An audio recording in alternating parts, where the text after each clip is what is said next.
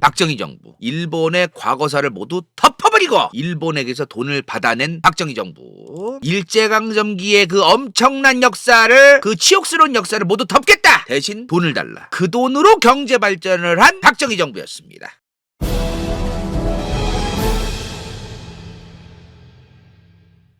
자, 저번 시간에 독일한테 꽤 많은 돈을 꾸고 우리나라가 독일의 영향을 생각보다 많이 받았다, 이제 이런 얘기를 했어요. 독일의 파독광부 간호사분들 덕분에 우리나라가 많은 분야에서 기술도 얻었고 경제 발전도 했고 돈도 얻었고 요런 얘기를 했습니다. 그죠? 자, 이제 오늘은 일본입니다. 우리나라 경제 발전할 때 돈이 필요했는데 그 돈들을 일본한테서도 오지게 받았어요. 대한민국이 1960년대 내내 해외에서 돈 받은 거, 원조 받은 돈을 보면은 1위가 미국이에요. 2위가 일본입니다. 3위가 독일이고. 자, 일본한테서는 어떻게 돈을 받아냈을까요? 과거사를 이제 청산하겠다. 일제강점기라는 엄청난 그 과거사를 모두 합의하는 거를 전제해서 박정희 정부가 돈을 받았습니다. 우선 요거를 알고 넘어가야 돼요. 2025년에도 미국이 한국에게 뭘 요구하고 있습니까?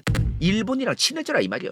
미국이 지금 한국에게 계속해서 요구하는 거죠. 일본이랑 좀 친해져라. 물론 일본한테도 미국은 한국이랑 친해지라는 걸 요구하고 있습니다. 동북아시아에서 미국의 안보 전략이 지금 뭐예요? 한미일 함께, 한미일 삼각체제다 이 말이야. 근데 저게 잘 안 돼요 지금. 아시겠지만 이제 한미동맹과 미일동맹은 괜찮아요 지금 전반적으로. 근데 한일 항상 요게 문제지 지금. 한미야 미일은 괜찮아. 그래서 미국이 한국에게도 일본에게도 서로 친해지라고 이제 압박을 하고 있는 건데, 역시나 인간간다요 다카이치라는 사람이 총리가 되면은 야스쿠니 신사 안 갈 것 같다 그런 얘기했어. 총리가 되면 눈치 봐야 돼서 다카이치 총리 당선되자마자 야스쿠니 신사 방문 보류. 일본도 미국의 눈치를 본다는 거죠. 일본의 총리가 되면 이제 국가를 책임지는 사람이니까 미국의 눈치를 보는 것 때문에 저런다는 겁니다. 미국이 한국과 일본의 관계가 좋아지길 바랬던 건 1950년대에도 마찬가지였어요. 1950년대에도 미국은 한일 관계의 정상화를 원했다. 왜 원했을까 처음에? 지금이라는 좀 성격이 다른데 찢어지게 가난한 저 한국이란 나라가 일본이랑 친해지면은 이제 일본과도 한국이 무역을 좀 할 거고, 그럼 한국이 경제 성장하는 거에 도움이 될 테고, 우리 미국은 한국에 돈 퍼주는 거를 좀 줄여도 되겠지? 훗훗. 당시에는 이제 이런 게 있었던 거예요. 일단 한국의 경제 성장은 고로 공산화를 막아야 된다. 한국의 경제가 발전하고 먹고 살만해야만 공산주의가 덜 퍼지고 공산주의가 안 퍼지고, 그리고 친소련 국가가 될 가능성이 낮아지고, 이런 거니까요. 일단 한국의 경제 발전을 미국이 원했던 거를 얘기할 때는 항상 대전제가 한국의 공산화를 막아야 된다, 한국의 친소련화를 막아야 된다. 이제 요거를 전제로 깔고 이해하시면 될 것 같아요. 그러니까 미국은 이런 거죠. 한국의 경제가 빨리 자립이 되고 경제 발전이 되어야만 우리 미국이 들어가는 그 생돈이 줄어든다.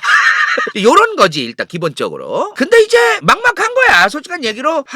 어찌됐든 일제강점기라는 그런 역사가 있는데, 어차피 그 당시에는, 지금은 아니지만 당시에는 중국과의 무역은 상상도 못할 시대예요. 중국은 나라가 아니야. 옛날에 중공이라고 하면 중공. 중국 공산당을 줄여서 중공이라고 했어요. 중국 대륙에 괴뢰국을 세워놓은, 중국 대륙을 잠시 처먹고 있는 저 중공. 나라로 인정을 안 하겠다 이거야. 국가로 인정을 안 하겠다. 그래서 이미 이승만 정부랑 우선 만납니다. 이승만 정부 때부터 미국의 조율에 의해서 1차, 2차, 3차, 4차 회담까지 이승만 정부가 해요. 근데 이제 만나서 뭘 해야 돼? 과거사 청산해야지. 과거 니네 일본이 일제강점기 때 한국에서 해쳐먹은 거 30몇 년 동안 그거 보상해라 이거야. 그거에 대해서 이제 1차, 2차, 3차, 4차까지 그냥 계속 대화를 합니다. 근데 대화가 잘 안 돼. 왜? 이승만 정부가 30억 달러 이상을 요구했어요. 당시 30억 달러 이상이면은 대한민국이라는 국가가 10년, 20년 동안 먹고 살 돈이에요. 엄청난 돈이야. 저런 천문학적인 돈을 요구했어요. 이승만 정부는 단 한 발자국도 물러서지 않으려고 그랬어. 일본인 그 어부들이 그 울릉도 쪽으로 자꾸 기어들어오고 조금 왔다 그럼 납포를 하는, 납포. 자세한 건 이제 간다 이후에 이승만 편을 참고하시고요. 아무튼 뭐 별짓을 다 했어. 일본인들 뭐 1000명 넘게 잡아다가 교도소에 가둬놓고 막 그랬었어. 별짓을 다 했어 이승만 정부는 진짜. 그러다가 이 1차, 2차, 3차, 4차 이후에 5차 예비회담이라는 거랍니다. 보면은 1960년 10월 25일부터예요. 그쵸? 이승만 정부는 이 4차 회담에서 끝난 거야. 왜? 60년 4월 말에 이승만 대통령이 하야를 하고 끝나요. 그리고 나서 60년 10월에서 61년 5월까지 왔습니다. 이게 5차 예비회담이라고 합니다. 근데 5차 예비회담이 끝난 1961년 5월 18일에서 이틀 전 5월 16일 무슨 일이 일어나요? 박정희 소장의 쿠데타가 일어납니다. 5.16 쿠데타. 그래서 이제 이 5차 예비회담이 나가리가 된 거예요. 장면 정부 때도 이제 일본과의 회담을 하고 있었던 건데 저 쿠데타 때문에 이제 나가리가 되는 겁니다. 어찌되었든 이 회담을 하려고 했던 주요한 이유가 뭐예요? 과거사를 청산하겠다? 아, 좋은 얘기지. 근데 그걸 명분화에 이제 머니 돈 때문에 이제 만나서 이제 대화를 계속 하던 거 아닙니까? 과거사 이제 청산하면서 돈 얼마 줄 거냐, 그죠? 그게 핵심이란 말이에요. 근데 박정희라는 쿠데타를 일으켜서 정권을 잡은 군인이 얼마나 돈이 중요했겠어요? 얼마나 돈이 급했겠어? 국민들의 지지율을 빨리 받기 위해서라도 돈이 당장 필요한 거야. 이 돈을 받을 수 있는 좋은 기회가 이 일본과의 회담이 있더라. 이거를 박정희라는 쿠데타 일으킨 정권을 잡은 사람이 놓칠 리가 없죠. 그래서 정말 기가 막힌 일이 일어납니다. 5차 예비회담이 쿠데타로 이제 61년 5월 18일에 나가리가 되고 나서 쿠데타 일으키고 6일 만에 국가재건최고회의가 얘기를 해요. 우리 국가재건최고회의는 한일회담을 속개할 것이다. 바로 얘기를 해. 그래서 바로 속개를 해서 6차 한일회담이 61년 10월 20일부터 바로 시작됩니다. 5월 16일에 쿠데타 일으키고 무려 4달밖에 안 지난 시점이었어요. 역시 꼼꼼하시고 치밀하시고 추진력 있으신 박정희 각하의 그 추진력, 땅끝 같은 추진력. 자, 근데 문제가 뭐냐, 이제 이때부터 분위기가 많이 바뀌어. 이승만 정부는 돈 얼마 줄 건데, 그랬더니 일본이 요거 정도 어떻습니까? 그러면 이제 이승만 정부가 대화하기 싫지, 대화하지 말자, 우리 갈게 하면서 그런 느낌이야. 거의 진짜 이승만 정부는 일본과 대화를 할 때 거의 갑인 것처럼 대화했어. 거의 건물주야. 진짜 엄청난 갑처럼 대했어. 일본은. 일본 입장에서도 미국의 압박, 한국과의 국교 정상화를 위한 대전제를 돈을 줄 수밖에 없는 상황이 있잖아요 지금. 미국도 압박하고 뭐 여러 가지 상황을 봤을 때 우리가 이 과거사를 깔끔하게 지워버리고 더 이상 이제 얘기 안 나오게 하려면 돈을 주기는 줘야겠다 한국한테. 개 같은 거. 다만 얼마를 줄 거냐 이 말이야. 요거 가지고 이제 이승만 정부랑 대화하던 거 아닙니까? 근데 이제 쿠데타 이후에 박정희라는 군인은 다른 거야, 입장이. 쿠데타로 집권했기 때문에 정당성도 떨어지고 안정적인 지지율을 확보하려면 국민들의 지지율을 끌어모으기 위해서 빨리 저 돈을 받아서 경제 발전하는 걸 보여줘야 되는 거예요. 국민들의 생활이 나아지는 걸 느끼게 해줘야 되는 거예요. 빨리. 그래서 우리나라가 원래 갑이었는데 이제 갑이 아닌 게 돼요. 이제 이 회담에서 굉장히 좀 동등한 입장인 것처럼 좀 변합니다. 요런 느낌이야. 이승만 정부는 대화 그따구로 할 거면 그냥 대화 때려치자.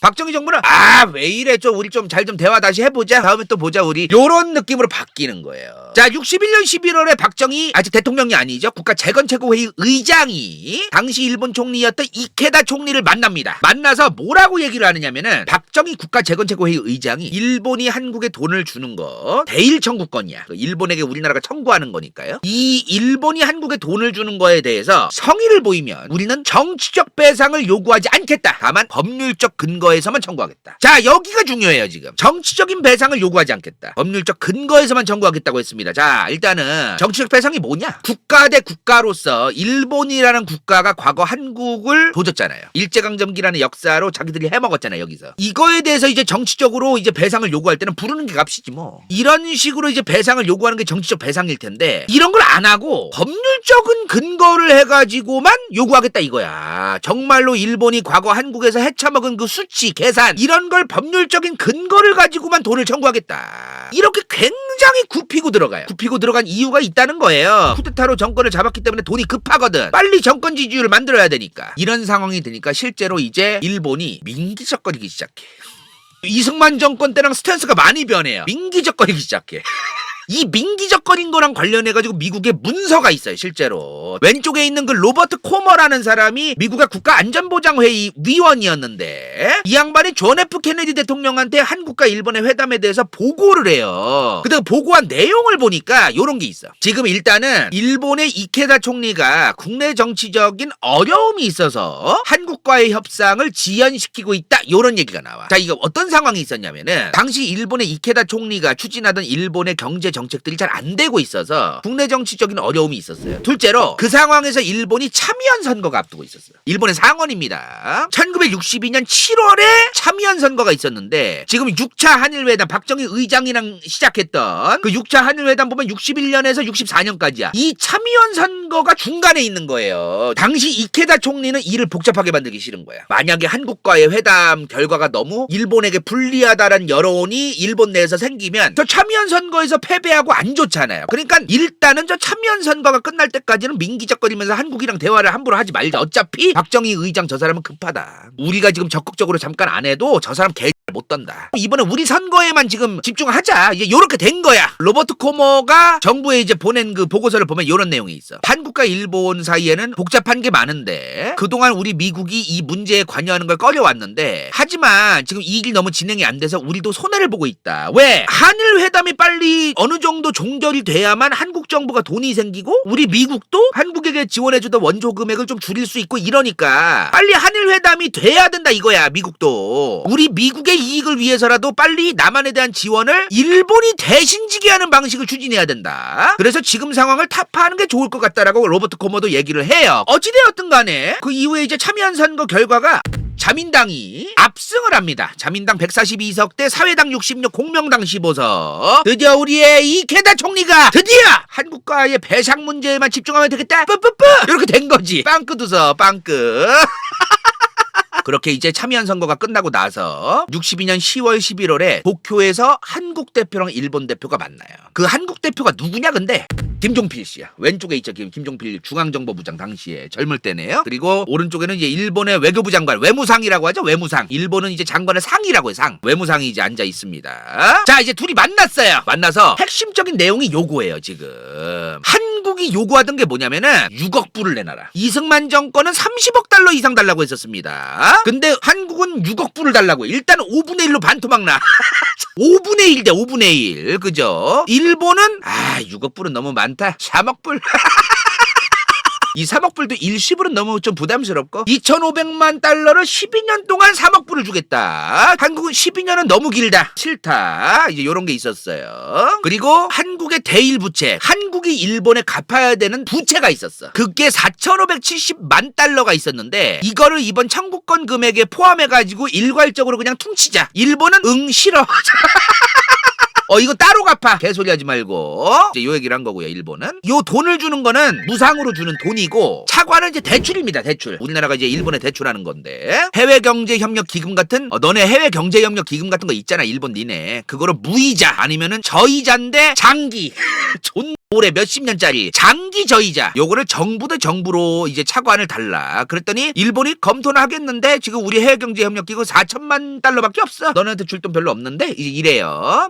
명목이 제일 중요한 겁니다. 지금 명목이 구체적 언급이 없고 일본은 2차 세계대전 이후에 서구가 써먹던 독립축하금 또는 원조금 같은 거로 하면 좋겠다. 자, 명목이 나와 여기서. 근데 일본에서 받는 이 돈을 왜 받는 거로 할 거냐 이거예요. 왜? 그냥 주는 게 아니잖아. 왜 받는 거로 할 거냐는 거야. 그럼 이제 일반적인 사람들은 우리나라에서 이제 일제강점기 때 해쳐먹은 거 그거에 대한 배상 아니냐? 이거를 우리 일반적인 시민들, 국민들은 당연하게 생각하지. 근데 그것도 복잡한 이슈가 있어요 지금. 일본은 그러한 명분으로 지금 주기 싫다는 거야 지금. 그러면 일본이 과거에 한국에서 개쓰레기 짓 했다는 게 대외적으로 더 알려지고 본인들도 국가 차원에서 부담스럽고 그러니까 그냥 이거 서구 국가들처럼 뭐 독립축하금 요 정도로 하자. 요런 얘기를 한 거죠. 너네 국가 독립됐네. 우리는 뭐 너네랑 관련 없는데 니네 독립한 거 축하해. 우리 일본이 한국의 독립을 축하하는 그런 명목하에 돈을 주겠다. 이런 걸 얘기한 겁니다. 당시에 일본이. 그리고 이거를 분명히 해야 돼요. 한국은 2차 세계대전의 승전국이 아닙니다. 이거는 우리가 정할 수가 없어요. 전 세계 국가들이 보기에도 너네는 승전국이 아니야. 너네는 그냥 2차 세계대전 때 미국이 원폭을 두 방 날렸고 그래가지고 일본이 항복을 하는 과정에서 미국이 남한이라는 곳을 쪼개가지고 만들어놨고 소련도 위에 북한이라는 거를 쪼개서 만들어놨고 그 과정에서 어쩌다 보니 탄생한 국가지. 니네가 무슨 뭐 2차 세계대전에서 승전 국가로서 전쟁에 참여해서 2차 세계대전에서 이겨가지고 나라가 탄생했다. 너는 그렇지 않다. 그런 게 이제 국제사회 사회의 이제 시각이었단 말이야. 일반적인 시각. 승전국으로서 당당하게 패전한 일본에게 승전국의 입장에서 패전국에게 돈을 요구하는 그런 것도 안 됐다는 거죠. 그러니까 일본이 지금 그런 걸 아는 거야. 일본도 뻔히 그걸 다 알고 있었기 때문에 야 너네 그냥 서구 국가들처럼 독립축하금으로 그냥 받아라. 이제 그런 얘기를 한 거죠. 근데 이것도 졸라 웃긴 게 뭐냐면은 애초에 수많은 서구 열강들 뭐 영국이나 독일이나 뭐 프랑스나 수많은 국가들 얘네들도 식민지 많이 가지고 있다가 2차 세계대전 이후에 토해내잖아요. 그 토해냈을 때 그 국가들한테 배상을 하고 그런 게 거의 없었어요. 그리고 독립을 시켜줬으니까 독립 축하하면서 돈 준 거 그것도 솔직히 많지도 않았어. 몇몇 국가는 있었는데 그것도 솔직히 흔한 건 아니에요. 그러니까 돈을 안 줘. 일본처럼 다른 나라를 함부로 지들이 먹고 있다가 지들이 이제 전쟁 끝나고 나서 빠지든 뭐하든 간에 독립이 되든가 말든가 말에 돈을 안 줘. 서구 국가들은 솔직한 얘기로. 그거를 일본이 잘 알고 있던 거야. 어차피 국제사회에 비판이 있어야 일본도 압박을 받는 건데 수많은 국제사회 서구 국가 특히 선진국 걔네들도 식민 지배했던 거 배상한 나라가 거의 없어. 우리도 안 줘도 그만이야. 우리가 한국한테 안 줘도 수많은 선진국들이 우리한테 욕을 한다. 그럴 일도 안 일어날 것이다. 이것도 알고 있었을 거야. 일본이 아마. 뻔한 거야. 뻔한 거. 그러니까 계속해서 돈을 주는 명목에 대해서 명목을 자꾸 니들이 원하는 대로 따져? 그냥 독립축하금으로 받고 꺼져. 이러던 거죠. 어차피 안 주는 국가가 세고 셌으니까. 거의 유일무이하게 과거사 때문에 배상이라는 개념으로 돈을 주는 나라가 독일이에요. 독일은 솔직한 얘기로 저 배상을 이용하는 게 있어. 과거 나치 독일이 홀로코스트 했던 것 때문에 배상을 계속 해주는데 독일이 저 과거사에 대한 반성 때문에 이미지를 많이 갱생시킨 게 있어. 만약에 저거를 독일이 안 했잖아요. 그러면 지금 독일의 제조업은 다시 재건되지 못했을 겁니다. 독일의 물건은 전 세계로 팔리지 못했을 겁니다. 홀로코스트에 대해서 사과를 하고 배상을 계속 지금도 하고 막 몇 년마다 해요. 그거를 하기 때문에 독일의 경제가 돌아가는 게 있어. 그걸 해서 소프트 파워가 생기고 안 했으면은 그렇게 안 됐을 거란 말이지. 솔직한 얘기로 일본이 먹었던 나라들이 선진국이 없어요. 일본이 먹었던 나라가 그래봤자 옛날에 찢어지게 가난했던 동아시아, 동남아시아 이런 국가라서 이 국가들이 국제사회에서 힘이 없어요. 그래서 이 국가들에 대해서 일본이 뭐 어떤 짓을 했든 간에 다른 나라들이 관심이 별로 없어. 그런 것도 또 있어. 아주 그 복잡하고 아주 그 개 같은 그런 상황들이 있어서 일본이 그냥 받아. 주는 게 어디냐. 그냥 받기나 해 빨리. 이런 스탠스를 부리는 것도 이상할 게 없던 거죠. 일본도 죽어도 식민 지배에 대한 과거사에 대한 사과와 함께 배상을 한다. 이거로는 절대로 니네한테 돈 못 준다. 그래서 김종필 씨가 오이라 그 외무상을 11월에 또 만나요. 또 만났는데 여기서 김종필 씨가 뭐라고 하냐면은 독립축가금으로 주는 건 절대로 용납할 수 없다. 가난한 국가에 대한 원조 또한 용납할 수 없다. 우리 대한민국 국민들이 납득할 만한 표현이 있어야 된다. 그리고 너네 3억 자꾸 얘기하는데 무상 일시불로 주는 거 6억은 돼야지. 니네가 꿔주는 차관보다는 일시불 꽂아주는 돈이 더 많아야 되는 게 상식적으로 그렇지 않냐. 이제 이 얘기를 해요. 이 김종필 씨뿐만 아니라 다양한 그 과거의 외교 문서 같은 거를 보고 싶으신 분들은 외교부의 외교사료관에 공개 외교 문서 열람 청구 시스템이란 게 있어요. 여기에 이제 검색하셔가지고 보는 것도 도움이 되니까 좀 알려드리고요. 김종필 씨 메모도 저기서 찾은 거예요. 저희가. 자 어찌되었든 이제 이런 얘기를 하고 나서 그 이후에 63년도가 됩니다. 63년도가 되니까 무슨 일이 생겨요? 대통령 선거를 치러야 되는 상황이 벌어져요. 박정희 국가재건 최고회의 의장이 이제 이 정권과 권력을 국민들에게 다시 돌려주겠다. 민간에 돌려주겠다. 근데 본인이 또 대통령 선거에 나오죠. 박정희라는 군인이. 그러면서 이 치러졌던 대통령 선거가 63년 10월에 있었던 박정희 후보다 윤보선 후보였던 이 대선 때문에 바빠가지고 저 한일 회담이 잠깐 올스탑이 돼요. 그리고 나서 박정희 국가재건 최고회의 의장이 대통령으로 당선이 된 다음에 다시 일본하고 회담을 시작하는 겁니다. 박정희 대통령이 64년 1월 10일에 국회에서 연설을 해요. 일본과의 회담을 올 1964년 안에 타결하고 비준까지 완료해야 합니다. 이런 얘기를 해. 자, 그래서 당시 야당, 윤보성 같은 야당 지도자들 이 양반들이 이런 얘기를 해요. 한일 회담을 당장 중지해야 된다. 일본이 과거에 대한 반성하는 모습도 보여야 된다. 근데 3억 달러 말도 안 된다. 무슨 3억 달러로 퉁을 치려고 하느냐. 이승만 정권 때 30억 달러 이상 그 요구했다 그랬죠. 윤보선과 야당이 뭐라고 얘기를 하냐면은 27억 달러를 요구해요. 그러면 3억 달러의 몇 배예요? 9배, 9배. 엄청나게 많은 돈을 요구한 거예요. 자, 참고로 1964년 기준입니다. 1964년 대한민국 정부 예산안이 698억이에요. 지금 2025년 1년 정부 예산안이 673조입니다.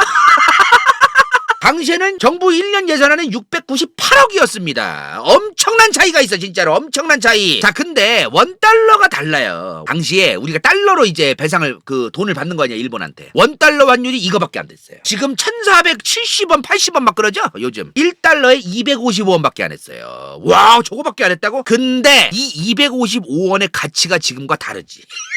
지금의 255원을 떠올리면 안 되죠. 저 255원이라는 저 원화의 가치가 달라, 지금이랑. 저 255원으로 뭐를 살 수 있었냐면은 연탄을 31장 살 수 있었어. 큰 돈이야. 255원이란 돈이 작은 돈이 아니에요. 이 1달러당 뭐 1480원 요즘보다 싸니까 뭐 적은 돈, 이렇게 생각하면 안 돼. 절대로. 절대로 이렇게 생각하면 안 됩니다. 맞아. 짜장면 한 그릇에 15원에서 20원이잖아요. 그러면 255원이면 얼마야? 짜장면으로. 짜장면 17그릇이야, 1달러가. 물론 이렇게 단순 계산할 순 없지. 그러나 대략적으로 이제 그랬던 거예요. 대략적으로. 당시에 물가를 따지면은 지금 만약에 27억 달러를 달라고 했어요. 27억 달러를 당시에 받으면은 6,885억이야. 27억 달러가 이런 돈이에요. 근데 1년 예산안이 약 700억이잖아. 그럼 10배야, 10배. 대한민국 1년 예산의 10배.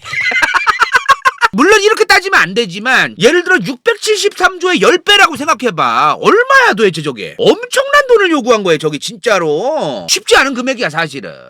27억 달러를 그러면 야당에서 당시에 저 정도 받아야 된다고 한 거 아닙니까? 솔직히 3억 달러는 너무 싸. 내가 봐도 3억 달러는 솔직한 얘기로 너무 졸속이야. 길게 끌어가지고 어떻게든 받아내야 되는데 그럴 입장이 안 되는 거야. 왜? 빨리 돈을 걷어들여가지고 박정희라는 대통령 당선된 지 얼마 안 된 사람은 빨리 돈을 받아 먹어가지고 그거로 정권 지지율을 살려내야 되거든요. 그러니까 이 양반 개인의 권력 욕구 때문에 일본과의 회담에서 딜을 거는 그 여유, 시간적 여유가 자기한테 없는 거야, 박정희라는 사람이. 근데 이거를 가지고 또 과장해서 뭐 시간을 더 길게 끌었으면은 국가의 지금의 경제가 없다, 뭐 무슨 너무 과장해서 또 말 같지도 않은 소리 하고 막 그러는데 그건 또 아니에요. 왜냐면 일본한테 받은 돈만 있는 게 아니거든. 우리가 해외 원조에서 받은 돈이 미국도 있고 일본도 있고 독일도 있는데 어찌됐든 1위는 미국이란 말이야. 그 돈으로도 경제 성장의 동력은 되는 거란 말이에요. 근데 일본한테도 더 받아내서 한 방에 큰 돈을 받아내서 어떻게든 국민들한테 여러 성과를 보여주기 위한 그런 게 강하게 작용했던 거지. 저 돈이 없었으면 나라가 망했다, 그것도 개소리야, 솔직한 얘기로.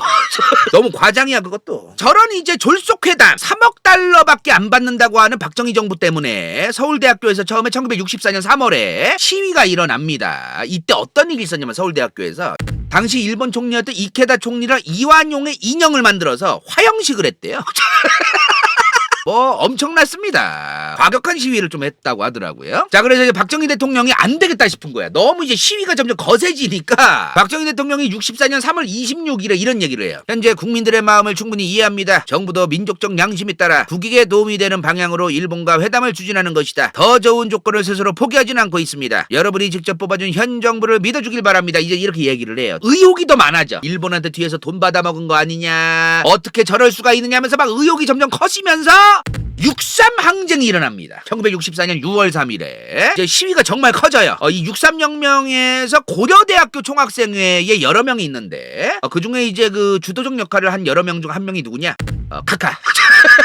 고려대학교 상과대학을 다니던 이명박 당시 학생 카카도 저 6.3 항쟁에 참여를 하셨었고, 그러다가 이제 박정희 정부가 정권 잡은 지 6개월 7개월밖에 안 된 거예요. 64년 6월이잖아요 박정희 대통령의 임기가 처음 시작된 게 63년 12월부터예요 63년 10월 달에 이제 대통령 선거가 있었는데 그 선거에서 당선된 이후에 2달 뒤였던 12월부터 임기가 시작이거든요. 그러니까 저 6.3 항쟁이라고 하는 거는 박정희 대통령의 임기가 시작되고 나서 6개월 정도 흐른 뒤에 이제 일어난 거예요, 저게. 그러자마자 이제 쿠데타 정신을 잃지 않으셨던 박정희 정권이 계엄령을 선포합니다. 무장군인들이 학생들 개패듯이 패고, 동아일보가 당시에 저 학생 시위에 호의적으로 신문 기사를 써요. 군인들이 이제 총칼 들고 동아일보사에 쳐들어가서 총 들고 겁박하고 난리도 아니었습니다. 씹어졌습니다. 자, 어찌되었든 저 시위를 강경 진압해요. 7월 28일쯤 돼서 시위가 진압이 되는데, 자, 근데 또 여기서 박정희 대통령의 운빨이 또 이제 좀 시험대에 올라. 갑자기 일본의 이케다 총리, 한국과 일본의 회담이 잘 나가고 있는 그 과정에서 이케다 총리가 64년 11월에 사임을 합니다. 개인적인 이제 그 건강 문제 때문에 총리직을 사임을 해요. 그리고 나서 사토 에이사쿠 총리가 취임합니다. 참고로 기시노부스케 총리의 남동생이에요. 자, 이 양반도 근데 한일 회담에 적극적으로 임합니다. 그래서 이제 7차 회담이 열리는데 문제는 이 7차 회담 과정에서 다카스키 시니치라는 인간이 망언을 짓거려요. 우리 일본이 한국을 20년만 더 가지고 있었으면 좋았을 텐데 2차 세계대전 패전이 참 안타깝고 좌절됐다. 그게 2차 세계대전 패전 때문에 이런 개소리를 짓거려. 그러니까 난리가 나는 거야. 막 또 한국에서 그냥 학생들이 막 저 새끼들하고 무슨 대화를 하느냐고 막 그러면서 난리가 나요. 막 잘 나가다가. 그래서 급하게 이렇게 짓거리고 나서 바로 이제 일본의 외교부 장관 외무상이었던 시나 S사부로가 들어옵니다. 이 양반이 공항에 들어와요. 한국의 공항에서 성명을 발표해요. 한일 양국은 오랫동안 불행한 시기가 있었다. 참으로 유감스럽게 생각하고 깊이 반성한다. 일본 정부 측에 속한 사람이 공식적으로 우리 일본이 한국의 과거사에 대해서 반성한다고 얘기한 게 이 사람이 최초입니다. 일본 정부에 있는 관료나 총리 중에 최초로 이제 사과한 거야, 이 양반이. 최초로. 그러자마자 한국의 국민 여론이 조금 누그러져요. 누그러졌을 때 이제 박정희 정부는 빨리 그냥 당장 지금이 기회다. 그냥 더 이상 지체하면 안 된다. 지금 누그러졌을 때 그냥 속전속결로 빨리 쇼부 쳐야 된다. 그러면서 이제 속전속결 슈피드하게 일사천리로 일을 처리해요. 이 양반 시나 S사부로 이 양반이 이제 우리나라 공항에서 사과했다고 하잖아. 이 양반이 한국에 온 게 2월 달이야. 65년 2월에 이 양반이 한국에 오자마자 한 달 만에 가계약서에 사인까지 합니다. 한일 간에. 정말 어마무시하게 빠르게 처리해요. 자, 그렇게 1965년 6월 22일에 한일 양국이 협정에 공식적으로 사인을 하고 한국은 국회에서 비준, 국가와 국가, 정부와 정부가 사인을 해도 각 국가의 국회, 의회에서 또 비준이라는 절차를 통과해야 돼요. 의회에서도 오케이를 해야 저게 비준을 해야 됩니다. 6월 20일에 한국 양국이 협정 사인하고 8월 11일에 한국 국회 통과하고 12월 11일에는 일본 국회도 비준을 이제 완료를 합니다. 굉장히 빠르게 처리한 거예요, 저거는. 자, 근데 또다시 얘기가 나옵니다. 그래서 왜 주는데? 왜 주는 건데? 명목이 뭐냐는 거야. 뭐라고 해놨을까요? 저것 때문에 지금 2025년까지도 뭐 한국과 일본의 뭐 소송이 지금 막 계속 있고 그런 건데 지금. 대한민국과 일본국 간의 재산 및 청구권에 관한 문제의 해결과 경제 협력에 관한 협정 중에 여기에 요런 내용이 담겨 있습니다. 대한민국과 일본은 양국과 양국 국민의 재산 그리고 양국과 양국 국민 간의 청구권, 돈을 달라고 청구할 수 있는 권리죠. 청구권에 관한 문제를 해결할 것을 희망하고, 이게 뭔 말인지 모르겠어요. 해결이 됐다는 건지 해결이 안 됐다는 건지, 해결할 것을 희망하고 양국 간의 경제 영역을 증진할 것을 희망한다. 그래서 합의했다. 이런 거예요. 우리는 희망해. 종결된 건 아니지만 희망해. 그래서 합의했어 다. 말 같지도 않은 말을 써놓은 거야. 솔직한 얘기로. 우리는 희망하고 있어. 양국 간에 다들 희망하고 있고 합의했어. 이런 개소리를 해놓은 거야 사실상. 한국과 일본의 국가의 수교가 됐고 기본적인 관계가 정상화되었다고 해서 한일 기본 관계 조약을 맺었고 그 조약을 맺은 시점을 한일 간의 국교가 정상화된 시점이다. 그래서 한일 국교 정상화라고 이제 표현을 합니다. 이 사건을. 저 사인한 문서는 한일 기본관계 조약이라고 얘기해요. 보통 한일 기본조약이라고 얘기합니다. 줄여서. 저것 때문에 지금 배상 문제가 해결이 안 되는 거야 지금. 대한민국에 이제 과거에 강제징용 당하신 분들이라던가 이런 양반들이 우리나라 법원에 소송을 걸어서 일본 기업들을 상대로 소송을 걸어서 우리나라 법원에서 일본 기업 니네는 이 사람들한테 배상해줘라라고 판결이 나왔어. 판결이 나오거나 말거나 알바는 거예요. 일본은. 옛날에 우리는 희망해서 합의 다 했어. 꺼져. 그러면 그만인 거야. 니네 뭐 한국 법원에서 뭐라고 짓거리는 알바노고 우리는 이미 희망해서 합의했어. 다 돈 문제 다 끝났어 그때. 이런 거예요. 그래서 일본은 그냥 한국의 법원에서 백날 결과가 뭐가 나오든가 말든가 안 들려 아몰랑 니네가 짓거리든 말든 신경 안 써. 니네 마음대로 해봐 이거예요. 요런 입장이다 지금. 자, 그렇게 어찌됐든 희망하고 있고 합의했어. 그래서 어떻게 됐느냐 돈을. 결국 이제 무상 일시불로 받는 건 3억 달러, 유상으로 장기간 저금리는 2억 달러, 일본 민간 차원에서 돈 꺼주는 거는 3억 달러 이상. 요 돈으로 이제 포항제철을 만드는 거야, 이 돈으로. 근데 되게 지역적인 데 들어가요. 일본한테 받은 돈들이 전국적인 단위의 사업에 막 들어가는 게 아니고 이 사업 요런 거에 들어가. 물론 포스코가 우리나라 경제 발전에 도움이 된 건 맞는데 조금 시기가 천천히 됐을 수도 있어요. 일본의 돈을 안 받았으면은 미국의 원조라던가 다른 뭐 원조를 통해 가지고 천천히 더 진행했을 수도 있죠. 그러면은 경제 발전 속도가 좀 늦었겠지. 오히려 솔직한 얘기로 이런 시각도 있어요. 경제 발전이 너무 빨라서 문제였다. 경제 발전이 너무 빨라서 이미 사람들이 먹고 사는 거는 어느 정도 해결이 됐는데도 불구하고 더 가속화가 붙는 과정에서 그 과정에서 피해를 본 사람도 많거든요, 사실은. 부작용이 있었기 때문에 조금 조금 천천히 했어도 오히려 더 좋았을지도 모른다는 주장도 있어요. 이거 사람마다 시각이 너무 달라. 어다르고 아다른 거라서 사람마다 보는 시각이 다르겠어요. 왜 이런 시각들이 다양하게 있는지는 다음 편에서 저희가 또 설명을 드릴 텐데, 자, 어찌됐든 일본이 준 돈을 기반으로 해서 이제 우리가 포항 제철소를 만든 겁니다. 그죠? 포항 제철을 만들었는데 그거 아세요? 처음에 이 포항 제철을 짓는다고 했을 때 미국은 한국이 포항제철 짓는다고 하자마자 반대했었어. 이거 처음 들으시는 분들 계실 거예요 아마. 근데 또 졸라 웃긴 게 뭔지 알아? 일본은 빨리 제철소를 짓자고 했어요. 한국 니네 제철소 지으려고 그랬어? 빨리 지어 빨리 지어, 우리가 도와줄게, 이런 게 있었어요. 자, 어떤 상황이 있었냐면은 당시에 일본은 이미 제철소가 포화 상태였어요. 이 제철소가 너무 많은데 그 상황에서 일본의 국내에서 저 제철소가 너무 많고 산업 공장 단지가 너무 많아서 환경오염이나 이런 게 문제다, 이런 여론이 생길 때였어요. 그래서 제철소를 더 늘리면 안 되고 축소를 해야 되는 입장이 있었어. 그래서 짬 처리를 해야겠는 거야. 중고로 팔아먹으려고 하는데 한국이 그 일본이 준 돈으로 제철소를 만든다는 거야.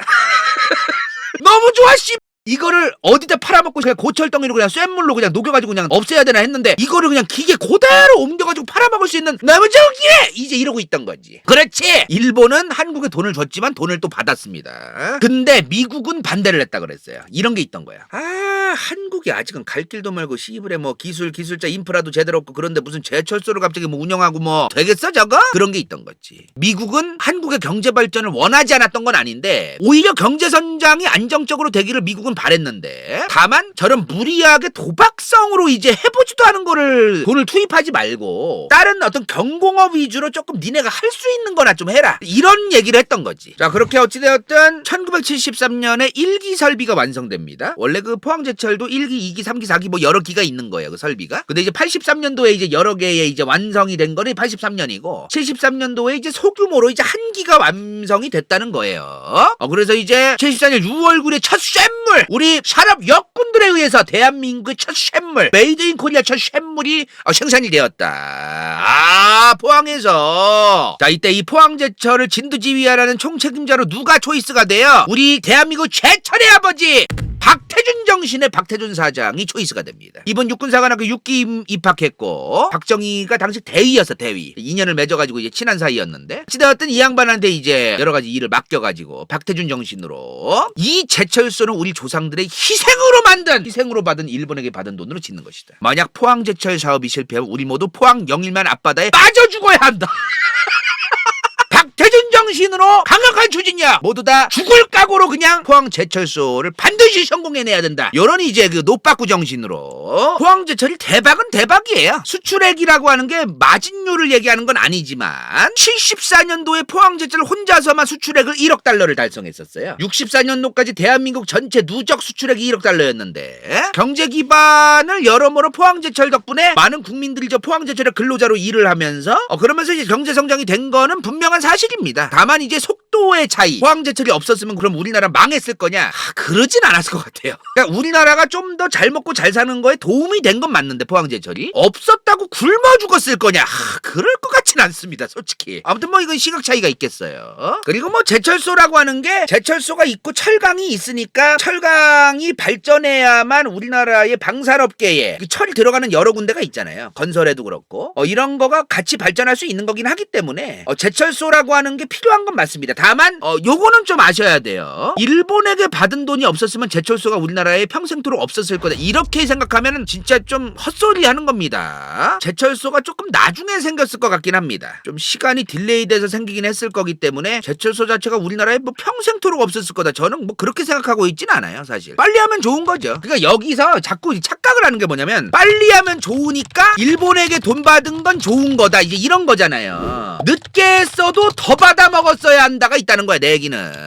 이런 입장 차이가 있다는 거, 내 얘기는. 자꾸 이제 지들 생각만 자꾸 하는 건데 제철소를 빨리 지으면 좋은 거니까 돈 받은 건 졸속으로 받았어도 좋은 거다, 아니면 늦게 했었어도 더 받아 먹었어야 된다, 이런 게 있다는 거야 지금. 자꾸 이 얘기만 주구장창하면 안 된다는 거야. 둘 다 틀린 말이 아니라는 거야 지금. 왜 자꾸 지들 얘기만 해? 내 씻고 오라고 했지 내가. 아무튼 간에 더 이상 일본에게 요구하기 어려워진 현실, 이거를 잊어서는 안 된다는 겁니다.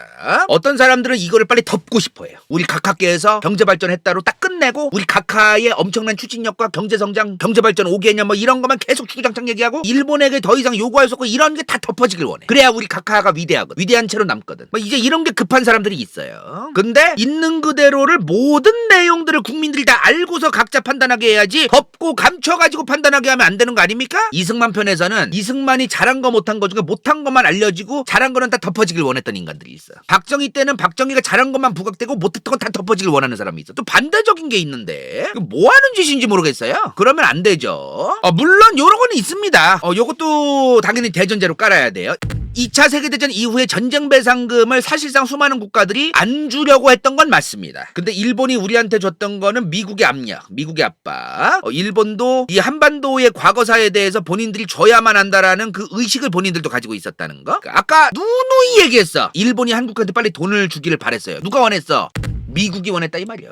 미국이 왜 일본이 한국에게 돈 주는 거를 바랬어요? 왜? 본인들의 원조금을 줄이려고 주라고 한 거야. 줄이려고. 그러면서 일본과 한국의 경제적인 어떤 그 교류나 이런 게 이제 좋아지면서 한국의 경제 발전도 이룩되고 공산화도 막고 친소련 국가 되는 것도 막고 여러 가지 때문에 빨리 이제 그 일본한테 돈 주라고 한 거 아닙니까? 그죠? 자, 근데 그거 아세요? 미국은 원조를 줄이길 원했다고 했습니다. 근데 원조를 줄이지 못했어요. 1960년대 70년대까지도 원조를 함부로 줄이지 못했습니다. 왜?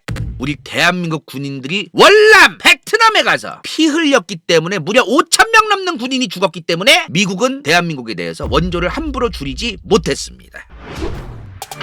인생 동반자 좋기 한리성형 피부과 박경민 하이킹컵의 당근 간다요 후원자 부처 vs 더 월드 은빛마술사 간호는 갱자 최영인 수리성 그로스커 영상촌노 시우필 러블리 이시 정현리 한명계 더더더 칠레 없는 물 저지방 우유맛 이건 재밌을지도 몰라.